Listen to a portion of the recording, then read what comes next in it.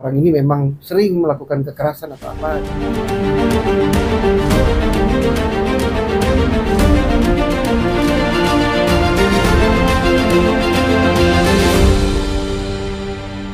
Kejadiannya seperti itu. Kejadian pertama 1 November itu di apartemennya anak si pengusaha. Oke.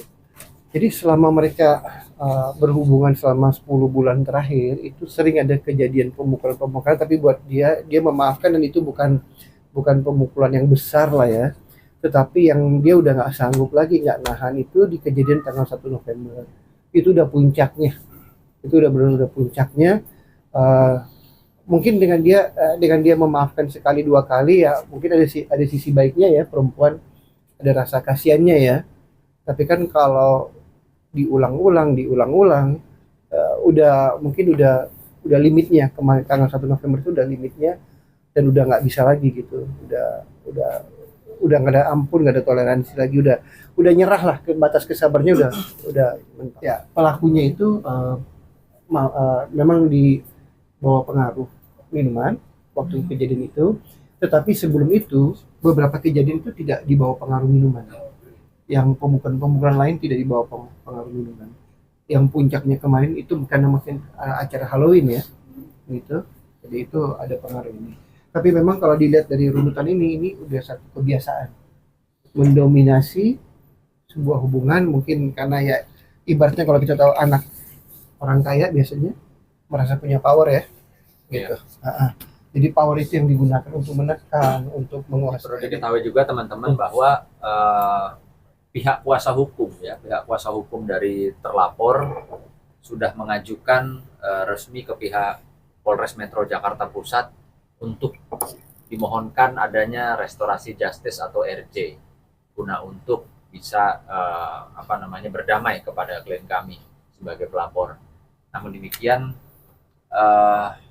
karena memang klien kami sangat masih dalam keadaan trauma ya, maka kemarin juga saya menghubungi pihak penyidik sekaligus menginformasikan bahwa kami telah ditunjuk resmi oleh klien kami sebagai kuasa hukum.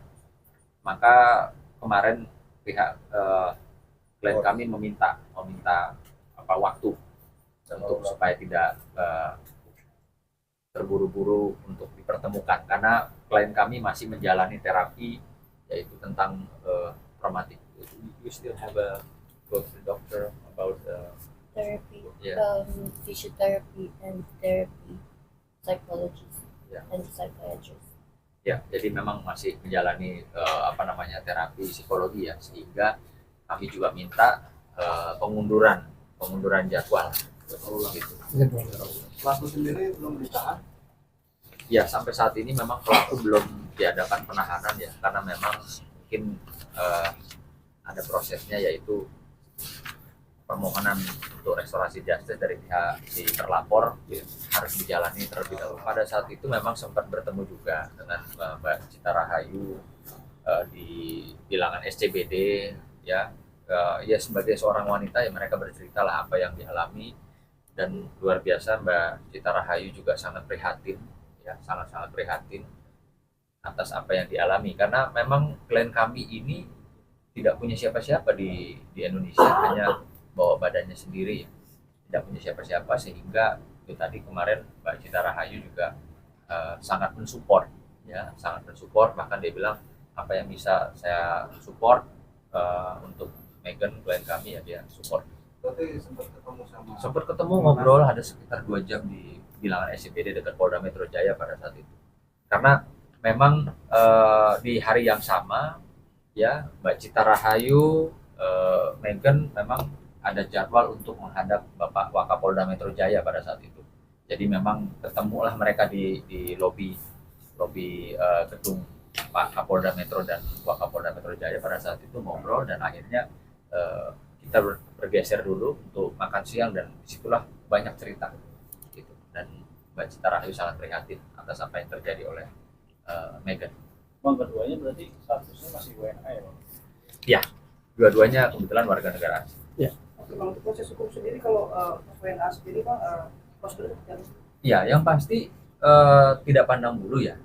ketika dia melakukan satu pelanggaran atau dugaan pelanggaran peristiwa pidana di negara kita, maka hukum Indonesia yang berlaku.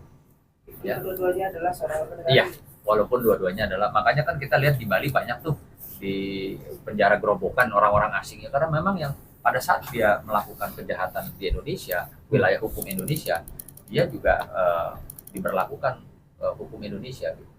Dan kemarin ada kekhawatiran dari klien kami menanyakan, Pak, kalau dia kabur bagaimana? Saya bilang nggak perlu khawatir, karena toh orang tuanya ada usaha di sini, ya. Dia pun juga infonya ada usaha di sini, dan perlu diketahui, digarisbawahi, pidana itu sejak terjadi peristiwa pidana itu, ya, itu masa daluarsanya 12 tahun, sehingga dia tidak bisa berpikir menghindar dengan keluar negeri, misalnya, atau pulang ke mana negaranya dia setahun 2 tahun nanti balik lagi. Tidak seperti itu. Dengan adanya kasus ini, informasinya orang tuanya saat ini sudah tahu, dan itu yang betul-betul buat keluarganya sangat dijaga ya, karena dia juga kan punya usaha di Indonesia. Pasal yang disangkakannya dan lama hukumannya berapa? Pasal yang disangkakan sesuai dengan apa yang dia diduga dia perbuat adalah pasal 351, masih berlaku pasal kemarin ya. Belum ikut undang-undang yang baru. Kalau undang-undang baru kan baru berlaku 2 Januari kemarin 2026, tapi kasus yang dilaporkan ini masih mengikuti pasal KUHP yang sama di 351, dan ancaman hukumannya di bawah 4 tahun. Dia sudah mengakui, intinya dalam pemeriksaan dia sudah mengakui apa yang dia perbuat, sehingga dia mengajukan restorasi justice untuk melakukan perdamaian. Ya, jadi memang sudah diakui apa yang diperbuat. Tapi dari Meghan sendiri ada niat berdamai nggak? Kalau dari Meghan sendiri, dia minta keadilan, justice, yang seadil-adilnya lah. Artinya atas perlakuan yang dialamin berulang-ulang kali, ini dia cuma minta keadilan, bukan masalah damai lagi, tapi ya setimpal lah. Sekarang fokusnya dia tidak bicara materi, bicara benar-benar supaya pelaku itu diadili dan korban mendapat keadilan. Itu fokusnya. Jadi tidak ada bicara materi. Sejauh ini tidak ada pembicaraan materi. Tidak ada juga keinginannya membesarkan kasus ini supaya ini nggak ada. Dia hanya minta karena ini damage-nya kan psikis dan psikologinya juga kena kan, juga lagi berobat, lagi apa segala macam. Nah, jadi dalam hal ini yang diinginkan, diutamakan itu adalah benar-benar pelaku itu diadili, dihukum. Yang mana hal tersebut terjadi peristiwa kekerasan itu ya, sungguh disayangkan. Dari kita juga tim kuasa hukum menyayangkan sikap dari terlapor yang seharusnya dengan korban kondisi kayak gitu ya, ada luka lebam, harusnya kan dibawa dulu ke rumah sakit. Faktanya itu dibiarkan saja, tidak dibawa ke rumah sakit ataupun ke klinik untuk pengobatan. Lebih parahnya lagi, di tanggal 2 November terlapor malah pergi ke Kalimantan dengan alasan bekerja. Itu sangat kita sayangkan. Harusnya sebagai ya orang yang punya hati lah ya, orang yang hati nurani, walaupun katakanlah dia berbicara hilaf atas perbuatan yang dilakukan, tidak-tidaknya dia mempunyai rasa empati lah terhadap perempuan yang di sini tidak punya siapa-siapa, seperti yang Bang Sona sampaikan, ya kan? Malah setelah dilakukan penganiayaan, malah ditinggal pergi. Itu yang sangat kami sayangkan. Sehingga kenapa kuat si klien kita, si pelapor meminta justice, keadilan. Itu yang melatar belakangi dan mendasari hal tersebut. Emang niatnya bukan mau cari popularitas, niatnya mencari keadilan gitu. Makanya yang dia cari adalah lawyer gitu, berhubungan dengan Pak Sunan, dan kita melihat bahwa ini kasus yang perlu kita ikut membantu di sini. Ya, ancaman, jadi ancaman secara langsung saya gua bunuh lu itu nggak ada ya, tetapi ancam gua akan keluarin lu dari Indonesia gitu. Mungkin pelaku lupa juga kalau dia itu ya, dia pendatang juga lupa juga gitu kan. Jadi ya artinya perempuan udah dilukai, udah disakiti, dipukul, terus diancam lagi. Wah, dia mungkin seperti Don Juannya Indonesia mungkin.